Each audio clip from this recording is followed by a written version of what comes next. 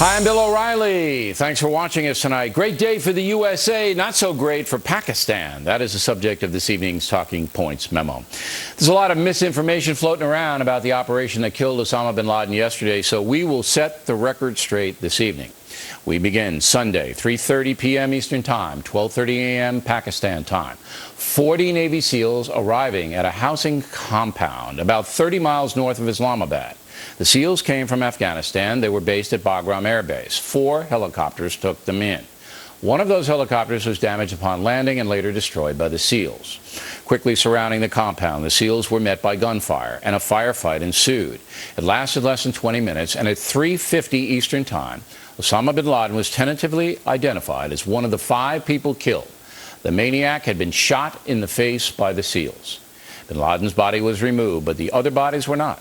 The U.S. raiders also took all kinds of information from the compound. They then flew back to Afghanistan, the entire operation lasting about 40 minutes. Amazing. It is worth noting that President Obama and his national security team watched the operation live time from the White House. You can do that now with satellite technology. Also, the president did not inform the Pakistani authorities that the raid was taking place. That's because Pakistan is not to be trusted. I mean, come on, $1 million compound in a poor area with high walls and barbed wire, and the Pakistani government doesn't know who lives there? Sure. The successful Get Bin Laden operation began almost 4 years ago when CIA agents discovered the name of one of his couriers. 2 years later, they located that courier in Pakistan and eventually traced him to the compound. The CIA then began watching the building, which contained dozens of people. In February 2011, this year, President Obama was advised that bin Laden was likely inside the fortress. But the president didn't want to bomb it, fearing civilian casualties. And so a SEAL operation unfolded. The raid was planned for Saturday, but bad weather pushed it off to Sunday. It went very smoothly, according to intelligence sources. There were no U.S. casualties at all. Apparently, U.S. forces took photographs of bin Laden's body, then dumped the body in the Arabian Sea. Officials saying Muslim law requires some kind of burial within 24 hours. Reaction to bin Laden's death has been interesting. The Taliban's promising revenge, and Hamas has condemned the USA. On the political front, former Pakistani leader General Pervez Musharraf says he's outraged by the raid. American troops coming across the border and taking action in one of our towns, that is Abbottabad, is not acceptable to the people of Pakistan. It is a violation of our sovereignty. It would have been far better if Pakistani Special Services Group had operated and conducted the mission. Well, the problem with that, as you well know, General, you phony, is that your guys would have tipped off bin Laden like you've done hundreds of other times in the past. Simply put, the USA has a major problem with Pakistan. It is enabling terrorism and helping the Taliban against NATO forces in Afghanistan. In 2010, the USA sent $3.4 billion to Pakistan. Can you believe it? This year, another $3 billion is supposed to go over there. Yet President Obama cannot tell Pakistan President Zardari that we're going to launch a raid in his own country. That says it all. Almost.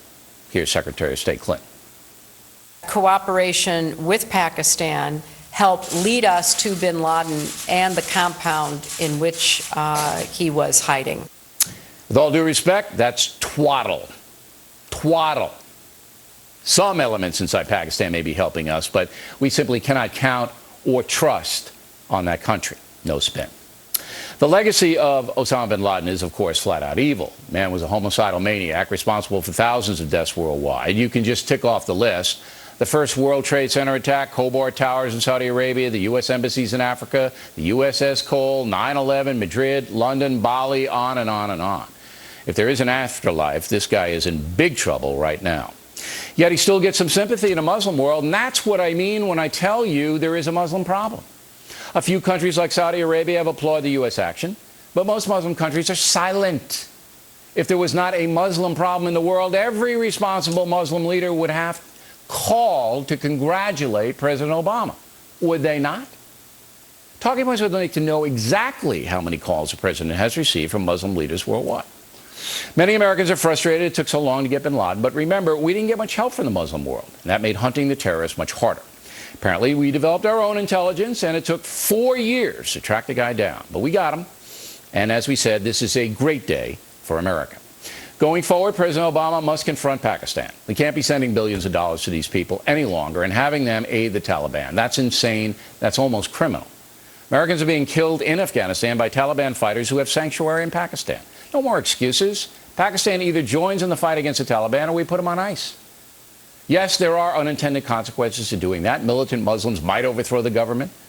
But that's all the more reason for President Zardari to partner up with the USA. Pakistan's a chaotic country full of jihadists who are pretty much running wild. Is that what Zardari wants when his own wife was assassinated by terrorists? Then there's always the ultimate. Pakistan does have nuclear weapons. Here at home, the demise of Osama bin Laden is a major turning point in the war on terror. Al-Qaeda has been downgraded severely at great cost to us, and now its chief villain is gone forever.